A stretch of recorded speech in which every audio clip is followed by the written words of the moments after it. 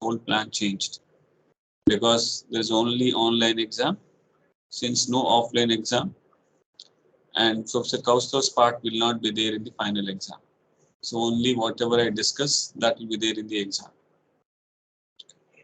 So instead of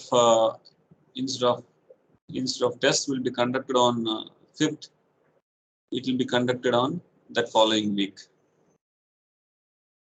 So as things have changed, so the test will be conducted on 12th. The test will be conducted on 12th. I will have to check. They have given the slot-wise timetable. So I haven't checked the timetable. I think I can check 1 minute. Yeah, just give me 1 minute. I will check. Better to confirm.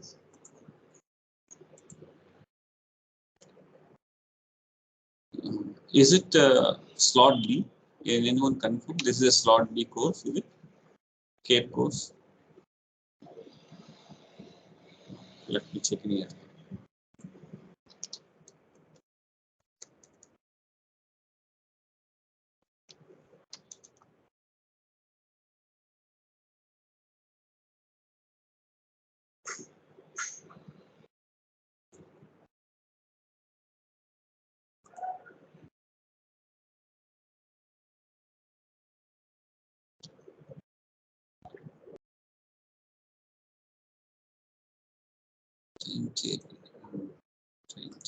My timetable.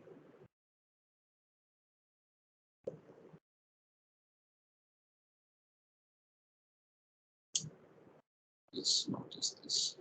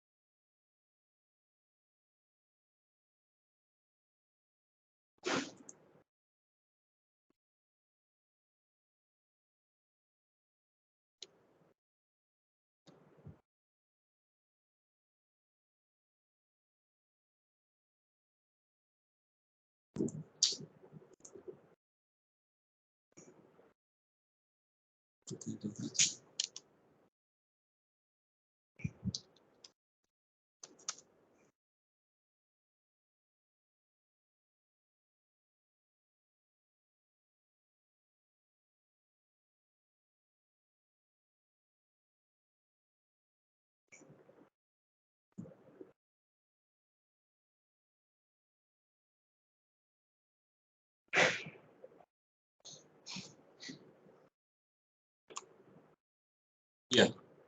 So this is slot B. Is confirmed. Sorry for making you wait.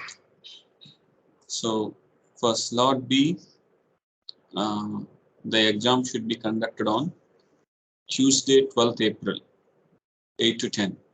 For slot B, exam has to be conducted according to the recent guidelines, which we received today morning. So exam will be conducted on 12th April. So the announcement is that exam will be conducted on 12th instead of 5th. So please mark the date. 12th April, CAPE exam will be conducted from 8 to 10 a.m. So there won't be any exam on 5th April. And there is no portion from Professor Kaustav's part on that exam. So only whatever I have taught, that will be there on the day for that exam. So it will be again I will conduct exam with help of Moodle platform, and that will be for 40 marks. The test will be for 40 marks. Everything from whatever I did, whatever I taught, or whatever I'm going to teach till next week. I hope you understood. I hope you all understood.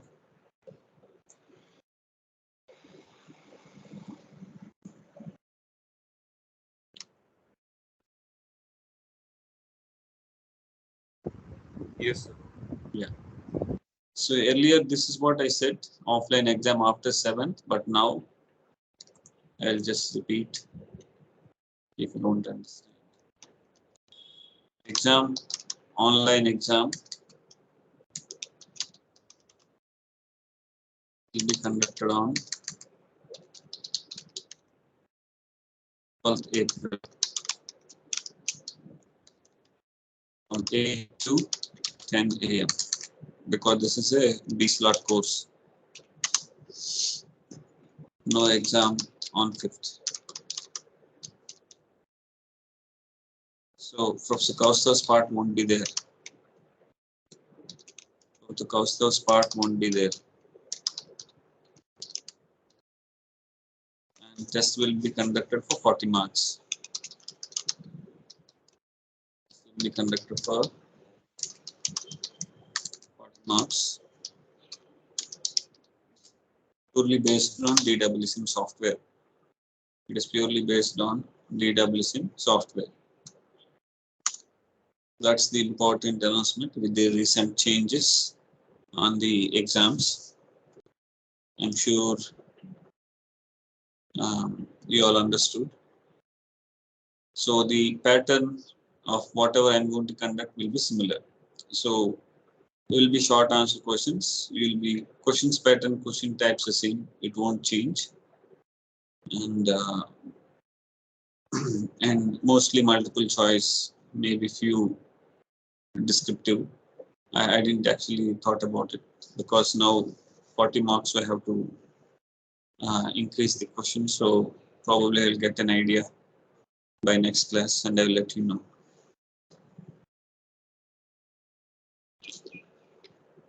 So today we want to discuss about heat exchanger design with help of a process simulator.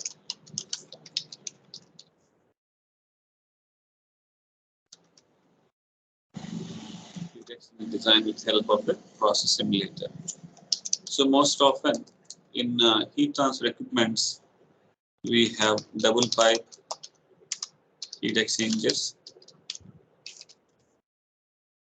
shell and tube,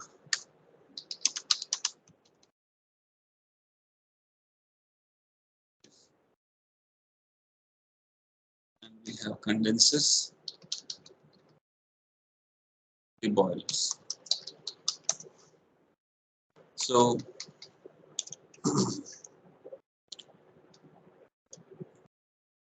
so in process equipment design, you would have definitely saw the differences between all these four and what are the intricate details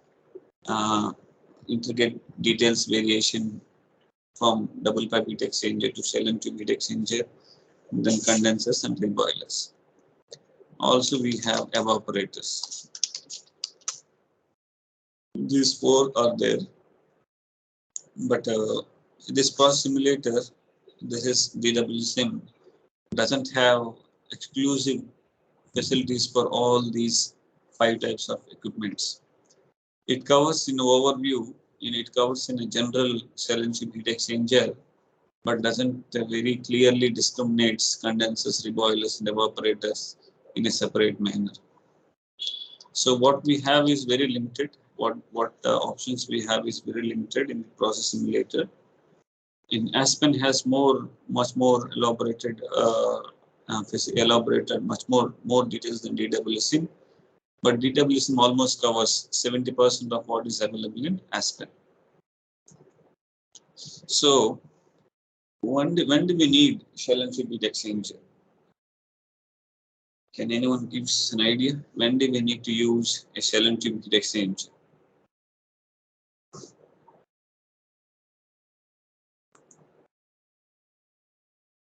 When do we need to use shell and tube heat exchanger?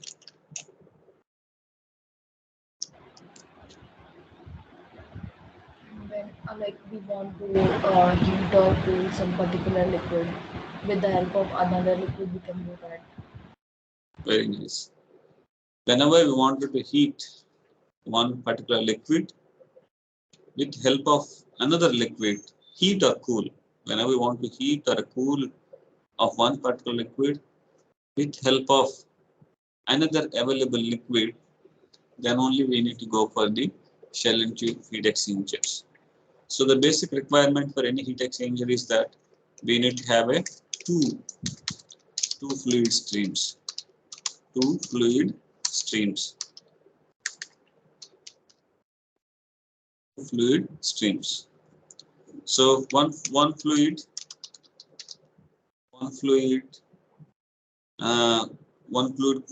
could be a hot fluid,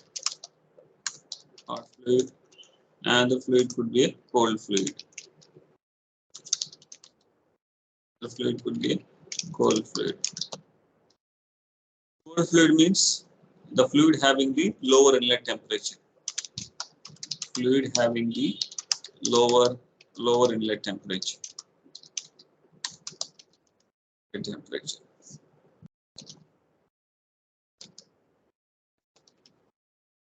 fluid having the higher inlet temperature is hot fluid. Obviously, the fluid having the higher inlet temperature will be the hot fluid. So, as per the simple heat transfer fluid principle, hot fluid loses heat, cold fluid gains heat.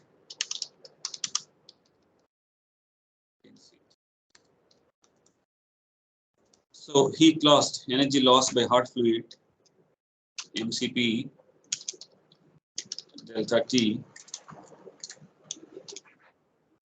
CP delta T of a hot fluid will be equal to MCP delta T of a cold fluid.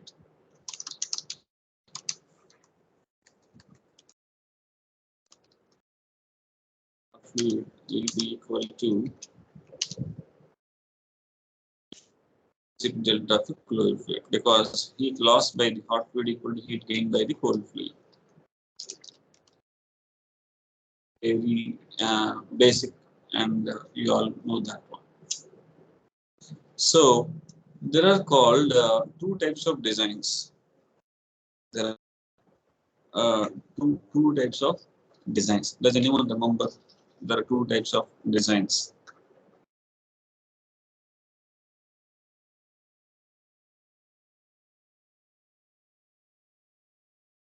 There are two types of designs. Does anyone remember?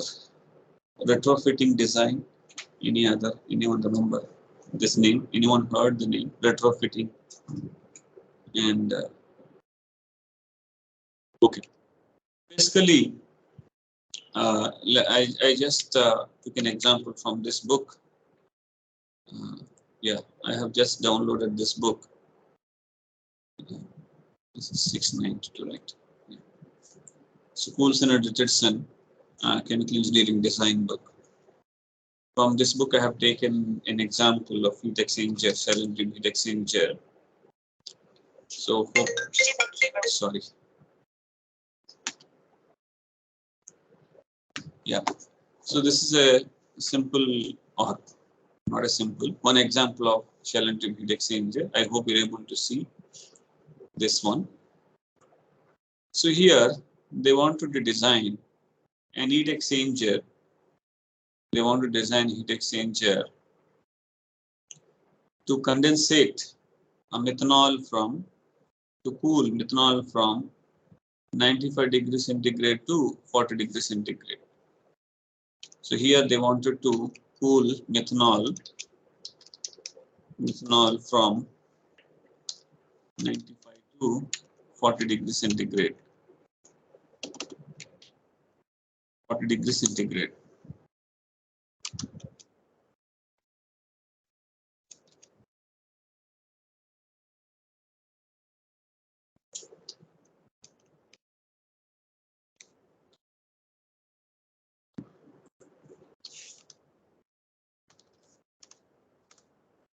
Centigrade. So design a heat exchanger to subcool condensate from a methanol condenser. Subcool condensate from methanol condenser from 95 to 40 degrees centigrade. Flow rate of methanol is 1 lakh or 1 into 10 to the power of 5 kgs per hour. Brackish water will be used as the coolant with the temperature rise from 25 degrees centigrade to 40 degrees centigrade. So they want to use water to cool the methanol, and water temperature is from 25 to 40 degrees centigrade, 25 to 40 degrees C.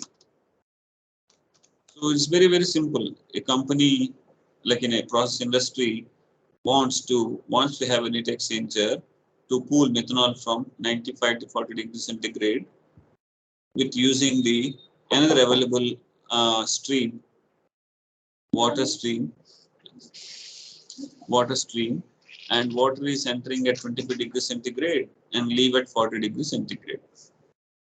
So this is the new, like totally they have given the process conditions and they want to design a new heat exchanger. They want to design a new heat exchanger. So that is clean heat exchanger design or new heat exchanger design. Sometimes industry says we have an existing heat exchanger. Will it work?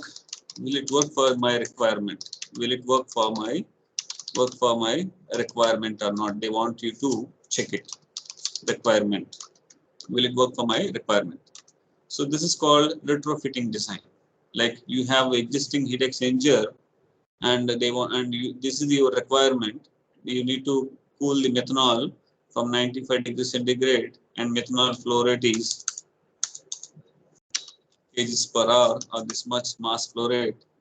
And they don't have any heat exchanger, you will totally design and construct a new heat exchanger. If an industry, if they have already an existing heat exchanger, we have to check whether that will work for the requirements or not. If it doesn't work, what are the modifications we need to do to make it work? So that is called retrofitting design. Existing heat exchanger needs to be modified for your requirements. Existing heat for your requirements. So these are the two types of designs. If you take for that matter of any equipment, whether a process industry gives the requirements, and based on the requirement, a process engineer will design a new equipment. Sometimes the process engineer will also check whether the existing equipment will work or not. If it doesn't work, what are the modifications needs to be done to make it work? That also a process engineer will do, and that is called as retrofitting design. So both types of options is there in the process simulator. So let's see how to design a heat exchanger. Let's take a new heat exchanger. So this is also called as they have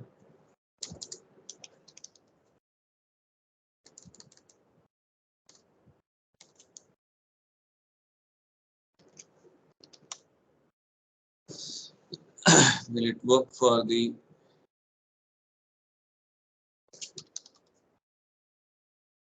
retrofitting design.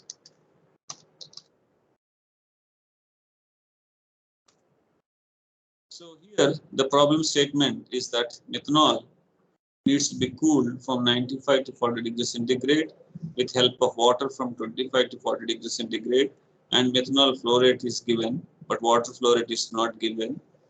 So a process simulator has limited options. because we need to give a maximum amount of inputs, and it doesn't actually does everything automatic. We need to give certain inputs for process simulator to run this one. So I just tried it. So let's solve the new one. Let's start from the new.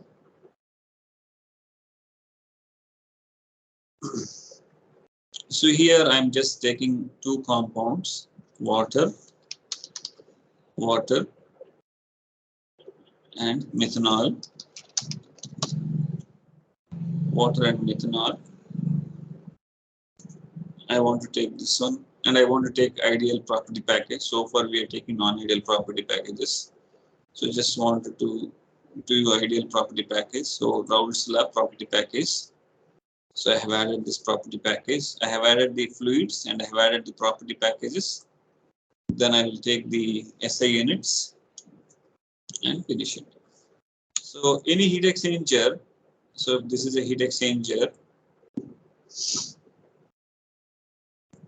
and this is a heat exchanger. We have two inlet streams and we have two outlet streams.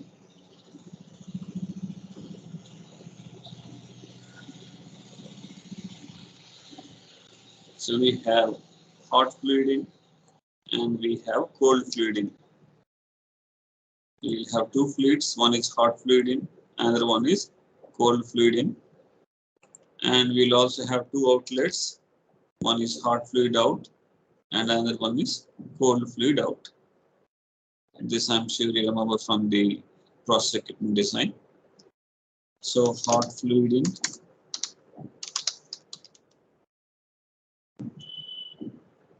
if it is co-current, then you will have like this: hot fluid in and cold fluid in, cold fluid in. If it is co-current, like this.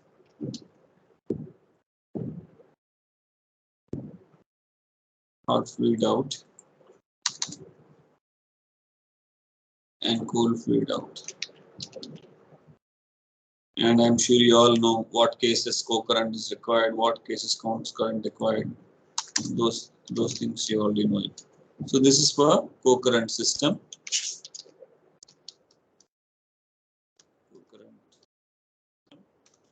Counter-current system. For counter-current system, hot fluid in, then cold fluid in come from the opposite side.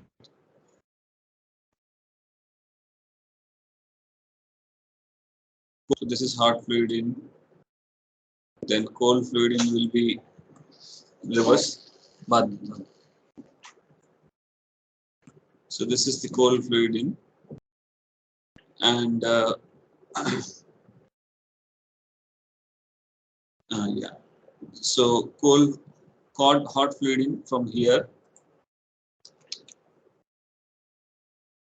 and cold fluid in will be from other side.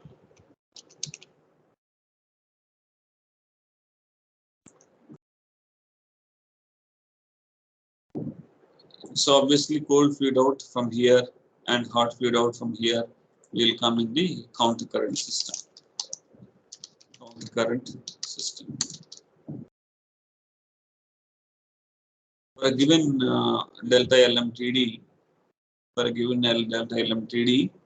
counter current heat exchangers requires lower heat transfer area than the co-current systems. Often they use the counter current heat exchanger used in the typical heat exchanger design. Now, here we know the MCP delta T of hot fluid equal to MCP delta T of this one. So inlet temperature of methanol is higher than the inlet temperature of water, and also the methanol temperature is reducing. So this is an hot fluid, this is a cold fluid. So here 100,000 into Cp of methanol into 95 minus 40 equal to mass flow rate of water amount of water required into 4.187, that is the Cp of water. 4.187 is the Cp of water into 40 minus 25 into 40 minus 25. If you do this way, you will know the mass of water required, mass flow rate of water required. If you do this way, mass flow rate of water required. So from this book, I am directly taking this. Heat capacity of water, heat capacity of methanol is 2.84. So 2.84, we can do it also. So this will be 2.84 into 95 minus 40 by 4.187 into 40 minus 25. This must flow rate. This must flow rate. This is in, since I've taken kg per hour here, this is the kg per hour. And here, if you want to convert kg per second, this divided by 1600, so 69.08. Yeah, here it came 68.9 and 69.08, both the same, just 0.1 difference because of the round off. So this is the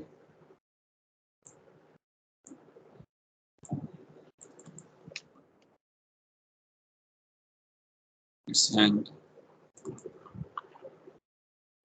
Just hold on. My Excel got hanged.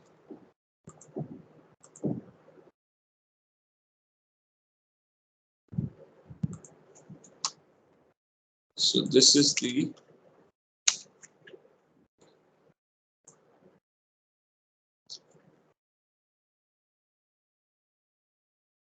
come on, yeah. Kg per hour. So these are the conditions we know. So we need to create 4 streams. So this is stream 1, stream 2, and stream 3, and stream 4. These are the 4 streams. We'll make it big. So we'll make it as, this is the methanol inlet, and this is the water inlet,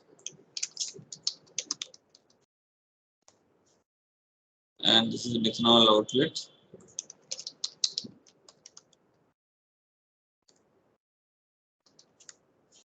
and this is the water outlet.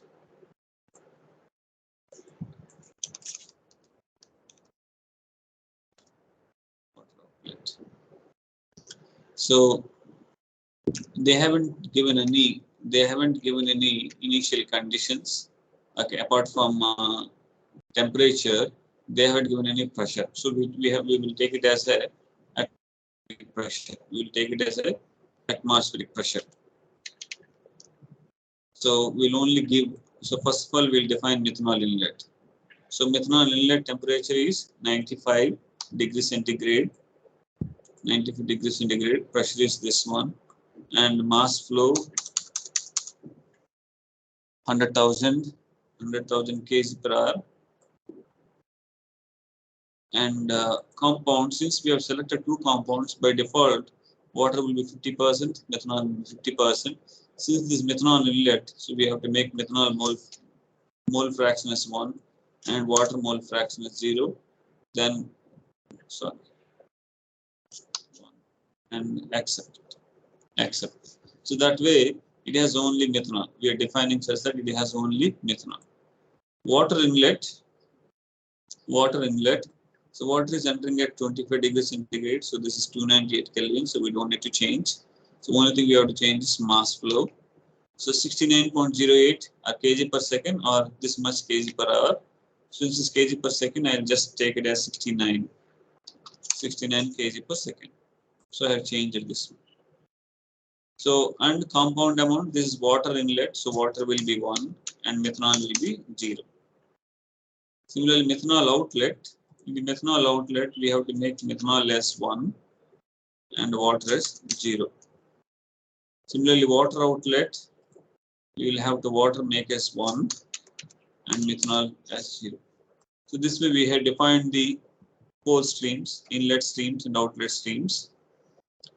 And now we will have to bring heat exchanger. So in exchangers, this is simple cooler. We have seen in the last class cooling of ammonia vapors. And this is simple heaters. Now the remaining is heat exchanger. So this is the heat exchanger.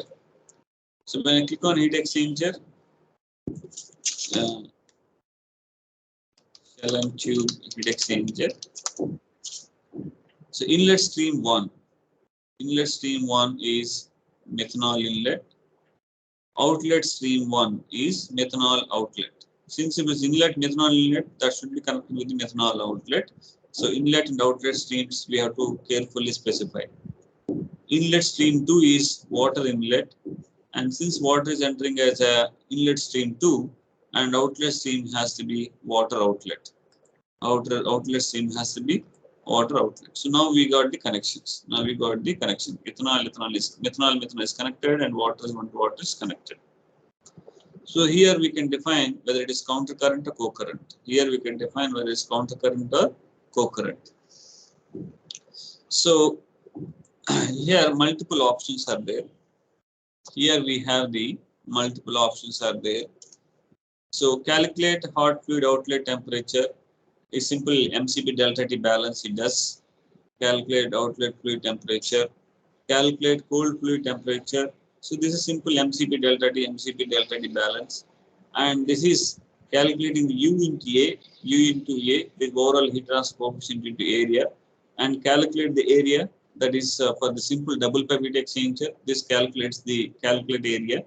The calculate area is option for the simple double pipe heat exchanger. And now we have two types of shell and tube heat exchangers. We have the two types of shell and tube heat exchangers. The first one is which gives the more elaborated designs, and second one to estimate the fouling factors. So this is what we select, shell and tube heat exchanger, because we want to do the design of a shell and tube heat exchanger. So here it initially takes that cold fluid pressure drop is 0, hot fluid pressure drop is 0, and we haven't given any temperatures. We haven't given any temperature of the hot fluid and cold fluid. So it's by default it is taking as 25 degrees centigrade, and initial guess of heat transfer coefficient is to get as 1000. The initial guess value of the heat transfer coefficient is taken as 1000. Initial guess of heat exchanger takes as 1.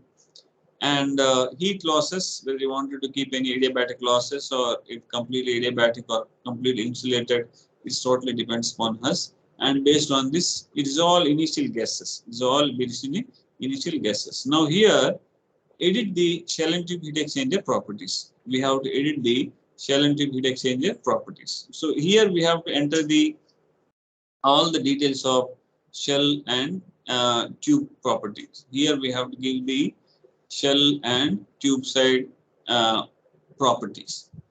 Now we have when we explain process equipment design, there are guidelines for selecting whether you go for multi-pass shell and tube heat exchanger or single pass. What is the baffle length? What is the baffle spacing? We have many guidelines which is there in our process equipment design course. We will usually teach many guidelines, but here we have to give an input. We have to have an idea what are the things we need to give, what are the things we should not give. Also, it can also do the whatever sensitivity analysis. Let's say you have given some value and you can vary it and see how everything else is changing. That also can be done. So let's go to this example. And see what are all they have taken. So here they have selected, choose 20 millimeters of outside diameter, 60 millimeters of inside diameter, 4.88 meters long tubes, and cupro-nickel tubes they have taken. So 20 millimeters, these are the tube side properties. 20 millimeter outside diameter, 60 millimeter inside diameter, and this is the length of the pipe. Because often the standard tubes are in the FES units, so that's why you may wonder how this 4.88 meters comes into picture. But actually, it's 16 feet tube. It's actually 16 feet tube. Even if you go and purchase pipes in the shops, people will only understand in terms of inches, feet only. They will not understand in terms of millimeters, centimeters, because the standard unit for the pipe sizing even now follows the FES system only. FES system only. So we will take this tube side, 20 millimeters outside diameter and 60 millimeters of inside diameter. So first we will fill the tube side. Internal diameter is 16 millimeter and external diameter is 20 millimeter and length is 4.8 millimeter. And we can make fouling factor 0, or we can also give some allowable fouling factor or dirt factor. You would have remembered in your heat transfer course the allowable fouling factor or duct factor we can also give here. Very limited, let's say some 0.004 some value. I'm just giving random value. It varies from design to design. And roughness of the pipe we can take, or you can make it smooth. You can take, or you can make it smooth. And here the thermal conductivity comes from the materials of construction. Thermal conductivity comes from the material construction. Let us see cupro-nickel.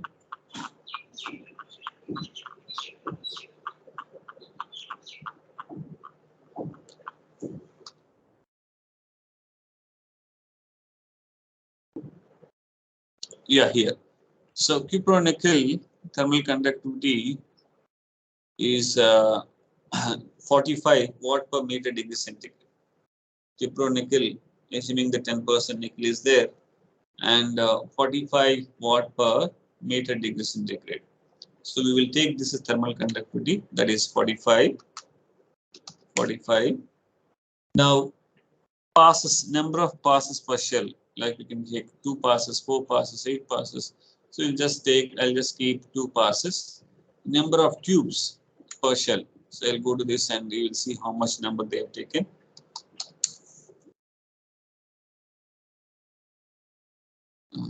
Number of tubes is 918. Number of tubes is 918. So number of tubes per cell is 918. Number of tubes per cell is 918. Tube spacing. Tube spacing. They have taken 68 millimeters. So I'll leave it as 70 millimeters.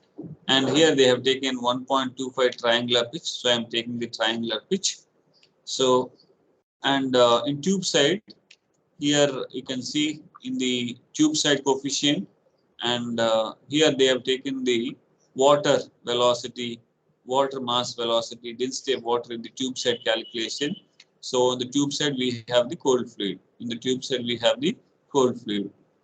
And now we'll go to the shell side. Yeah. Now shell diameter. Yeah, shell diameter is 894 millimeters. Shell diameter is 894 millimeters. 894 millimeters. And fouling factor again, if it is new heat exchanger, we can give it 0, or for allowable fouling factors, we can give again same as 0.4. And the baffle spacing. So let's find out the baffle spacing. 25% cut baffle, and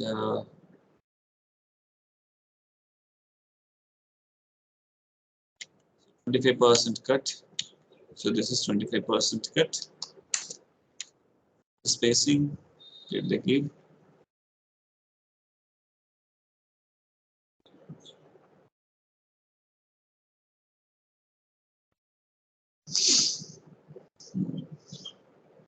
Main tube side, shell side, tube pitch. Yeah, baffle spacing 178 millimeter. Yeah, I think spacing is tube pitch, that is 25 mm. By mistake, I have taken as 70 mm. This is 25 mm. Baffle spacing is 178 mm. 178 mm. So this way, we need to give shell diameter, number of passes in the shell diameter, and allowable fouling factor, baffle spacing, baffle cut, and for the tube side, internal diameter of the tube side, pipe and external diameter, length of the pipe, and roughness value and thermal conductivity value based on the materials of construction. So once we have given that, most of your work is done. Now we just click the solve flow sheet. Solve flow sheet. Sometimes error comes, so let us see what error is coming. The error was raised during the calculation of unit operations or material stream.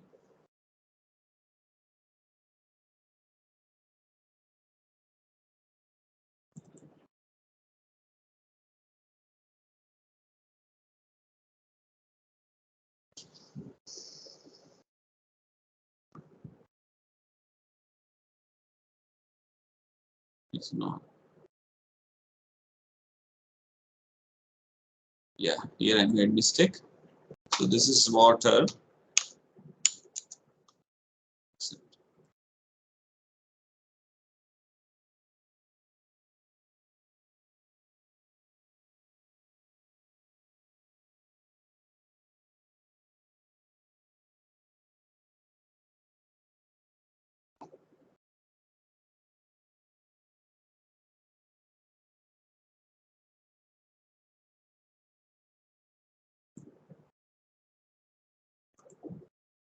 So check input parameters. What is this? It rise to in calculation materials. Errors.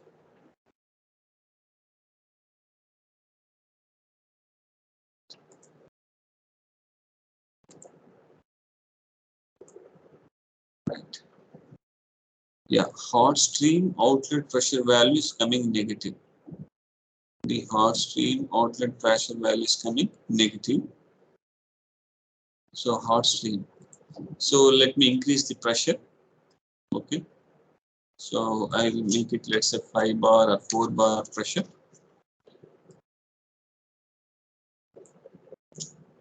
Yeah.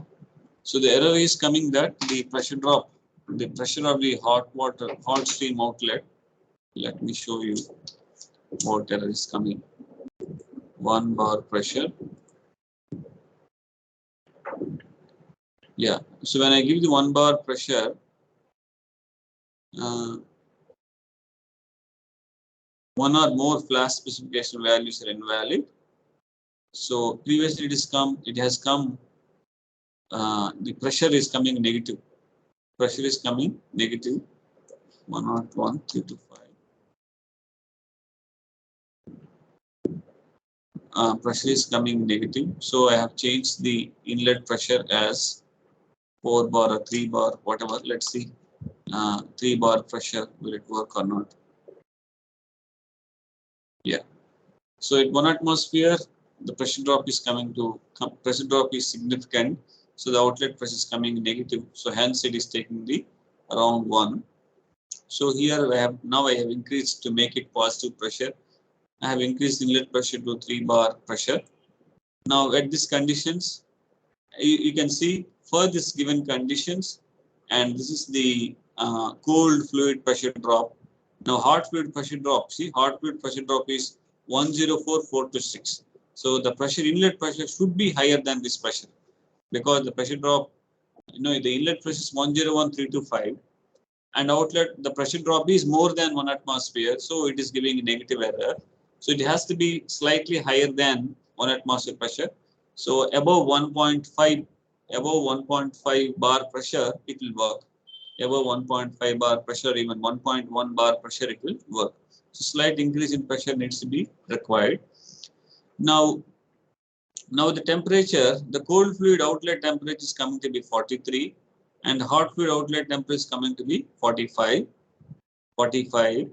Now for this case, the global heat transfer coefficient is coming to be 554 and heat transfer area is coming to be 279 meters square. The heat exchange area is coming to be 279. So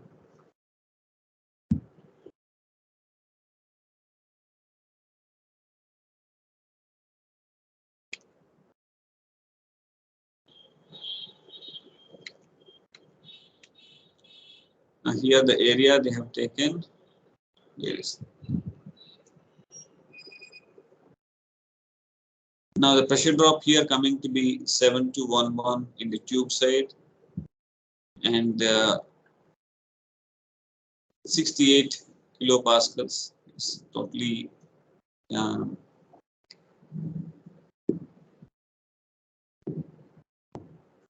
yeah. So in this design, then we got 7211 tube side and cell side.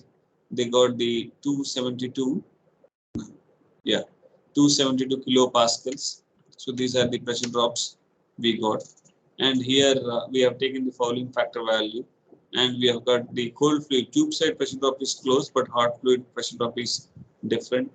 And heat transfer area is 279, which is similar to the what they have, and heat transfer coefficient is slightly different. The reason for slightly difference is that we have here they have taken the cold fluid outlet temperature to be 45, whereas the simulation is taken to be 43.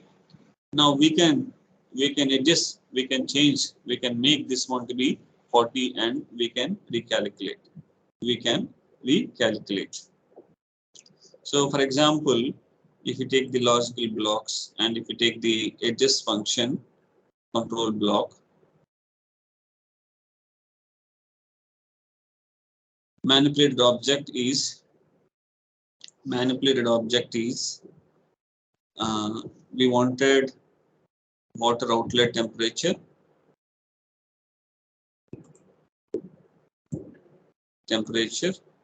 so right now it is 315, and the controlled object is we can control oral heat transfer coefficient, or we can control area, heat exchange area, we can control heat exchange area, and we can give the set point value, that is 273 plus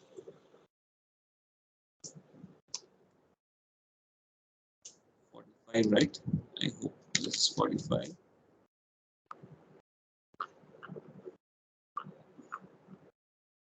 Yeah, 40 degrees centigrade. That's 313. Oh, 313 is close.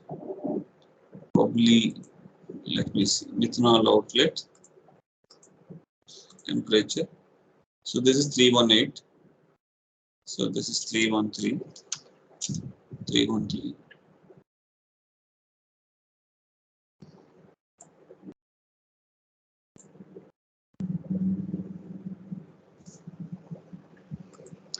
So now we can see hot fluid is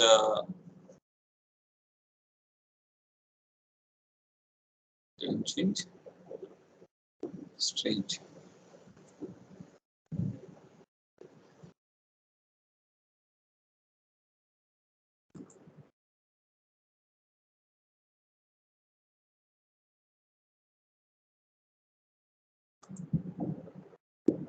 I don't know. It's not changing.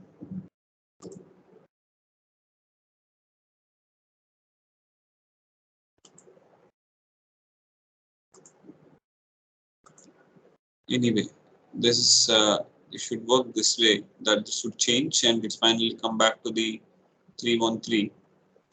That is one option. Another option is that we can specify methanol temperatures here itself in the steam conditions while we're defining the before the simulation. Before the simulation, we can define this methanol outlet and water outlet temperatures. Then we can calculate.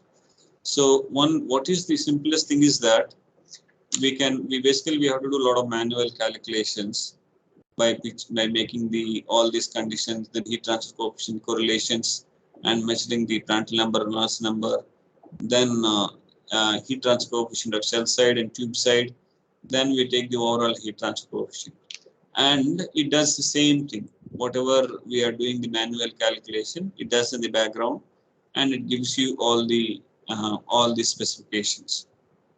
It gives you LMTD correction factor, LMTD temperature, cell side Reynolds number, tube side Reynolds number, and cell side resistance, tube side resistance, fouling resistance, all the values. It is all the values also you can see very clearly whatever we are doing in the normal calculation. So this way we can do sensitivity analysis, like like if you see how to vary this shell diameter. Let's see if I vary shell diameter, how the varies, and if I vary the tube diameter, how it varies. So there is a good, it gives very handy calculations. It gives a very handy calculations for this one. If you have to manually do it, I'm sure you all would have struggled. Whenever you have to do the multiple iterations, you would have really again start from everything and recalculate and do this one. This Pro Simulator makes life a little easier by doing these calculations in the background automatically for us. So this is about the shell and tube heat exchanger. Student, do you have any questions on shell and tube heat exchanger design?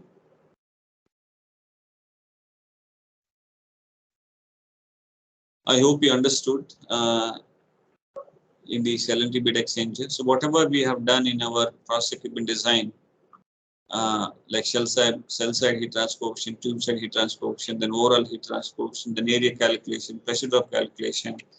It does all the thing and displays in a simple click. Once you define all the thing, then once you click on the solve flow sheets, whatever you have done in your process equipment design, all the parameters we can see here. But one tricky part is that we still have to enter the shell side and tube side specifications. Now, an advantage with that is you can see when you vary any variable, how overall design is varying, the overall outlet temperature varying, everything can be seen, everything can be done very easily. I don't know, somehow this adjust function did not turn up, but I will check it.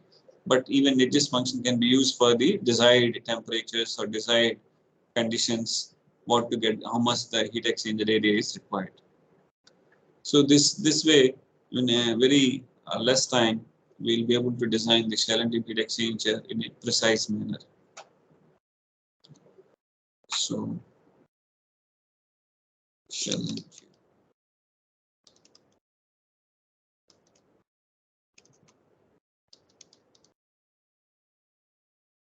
So this book has another example. Probably gas oil won't be there in our database, but you can solve other examples like kerosene and crude oil. You can solve those things. And you can also practice example problems or in this textbook or any other heat transfer textbook. So this is the typical Kern method. Yeah, I'm sure you know the Kern method, other method. The typical design what we follow is the Kern method. Even the process simulators also uses the Kern method. So only 12. If you have any questions, I can take it. Otherwise, we'll stop it here.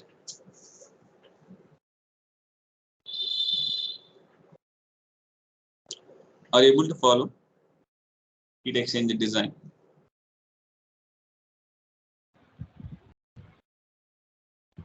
Yes, sir, but like I'll have to, for me, I'll have to do it once again to check, like, because a bit lengthy. So. Yeah.